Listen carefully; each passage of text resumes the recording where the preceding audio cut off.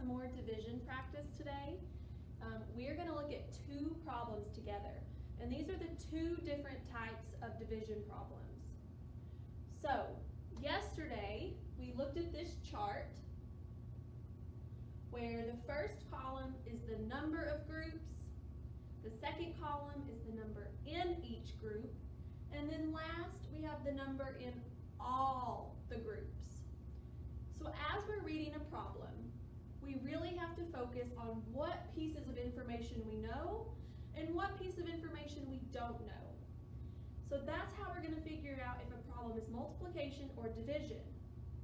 In a multiplication problem, I would know both of these pieces of information. I know how many groups, I know how many are in the groups, and what I'm trying to find is how many there are in all. In a division problem, like we're about to do, I know the total, I know how many there are in all, and I know one of these pieces of information, but not the other. And that's what I'm trying to find. So this chart can be really, really useful in figuring out if it's multiplication or if it's division. Now let's look at how we would solve either of these problems. Let's read number 1. Frogs usually have 4 legs. In a pond, there are 16 frog legs altogether. How many frogs are in the pond? So it's really helpful to read the problem once, all the way through. And then the second time you read the problem, pause after each sentence to see what information we can fill in the chart. Frogs usually have 4 legs. Okay, I want you to picture this or visualize this. If I see a frog is kind of like the group. It's the bigger object. And on that frog, there are 4 legs. So that means that each frog would have 4 legs. So I'm going to put the number 4 here in the chart. That's how many legs each frog has. Okay, let's read the next sentence. In a pond, there are 16 frog legs all together. And this word all together is a clue. That means I already know how many legs or how many objects there are in all the groups. So I also know this piece of information.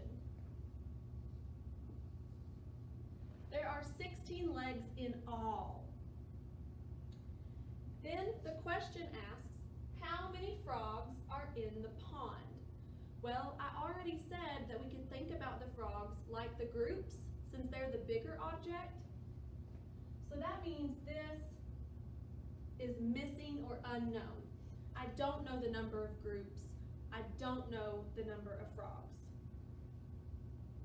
Now, this is a division problem since I know the total. I know one other piece of information, but I'm missing this one. So it's a division problem. When you write a missing factor problem, I want you to read the chart straight across. So since I don't know this piece of information, that is something times 4 equals 16. Okay, just read the chart straight across.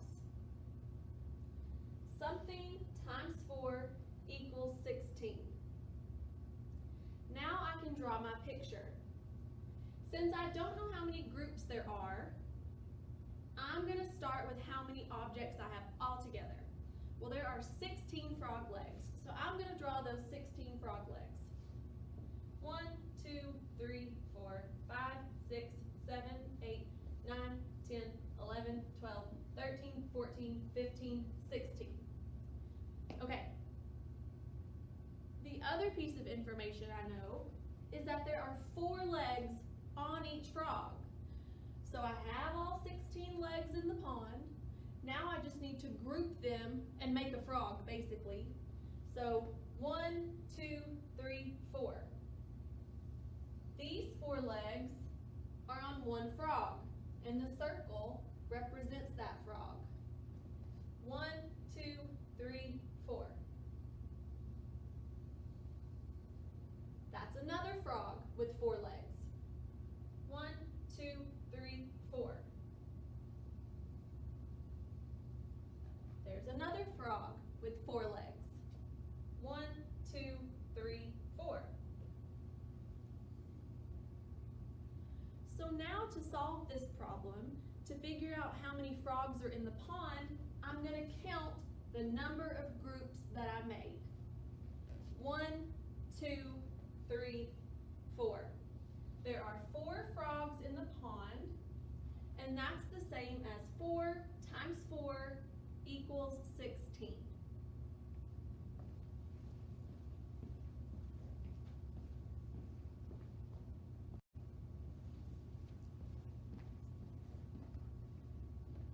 Okay, now let's do problem number 2.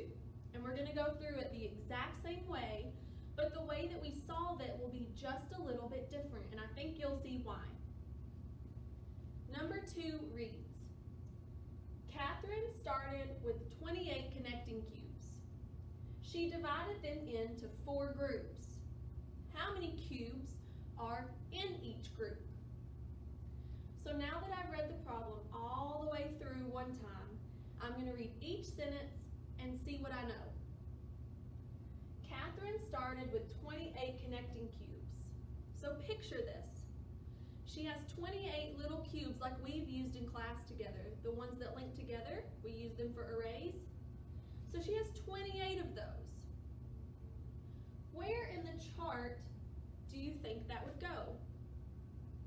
Are the cubes, the little cubes by themselves, are they groups? No. Those little cubes, are there going to be 28 in each group, do you think? Probably not.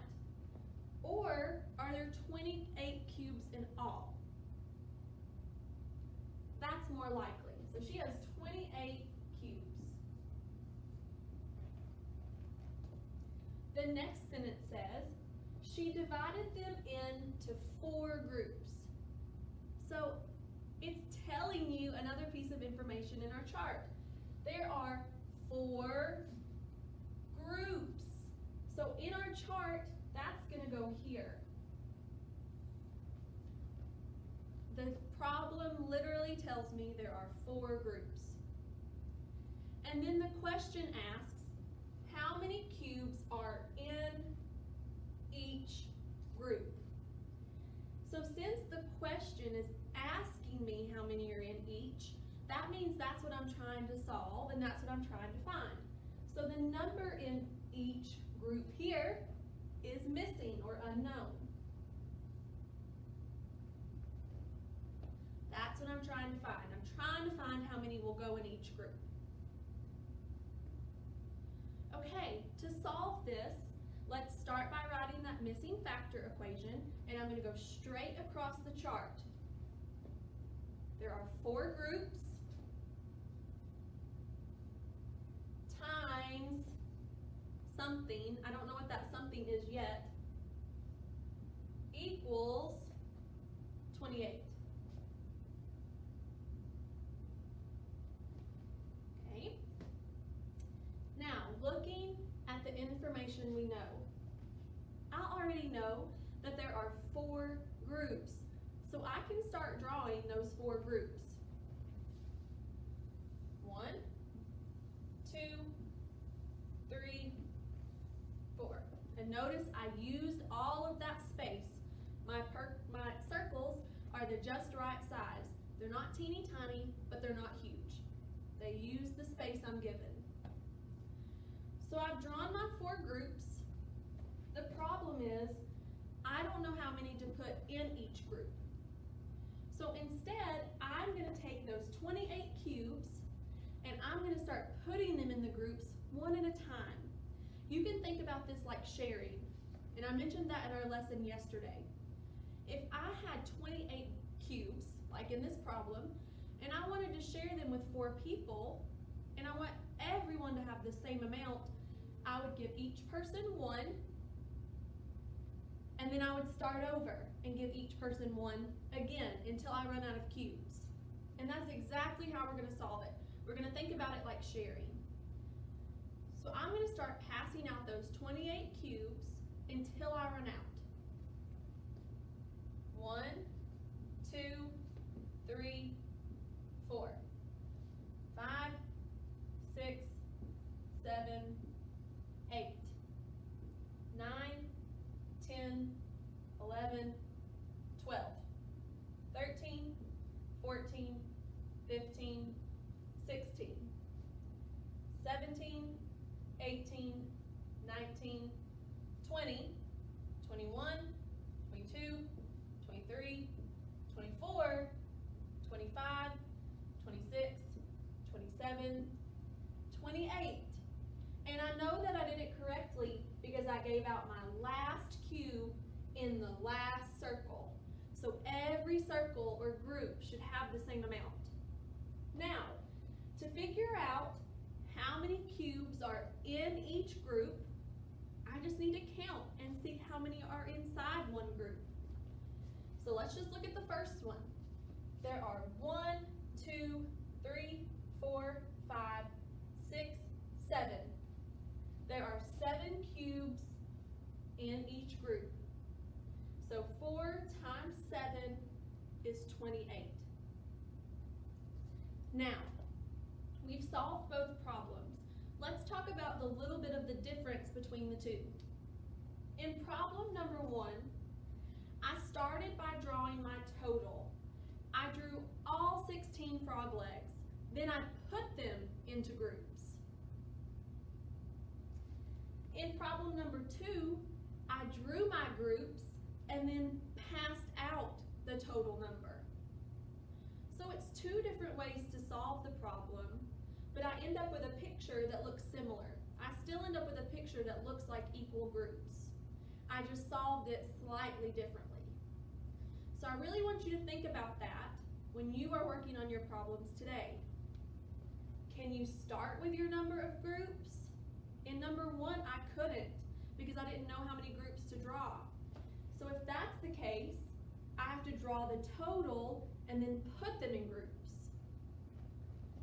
If you do know your number of groups, you can start there and then you can pass it out so that everybody gets the same amount. All right, good luck on your assignment today.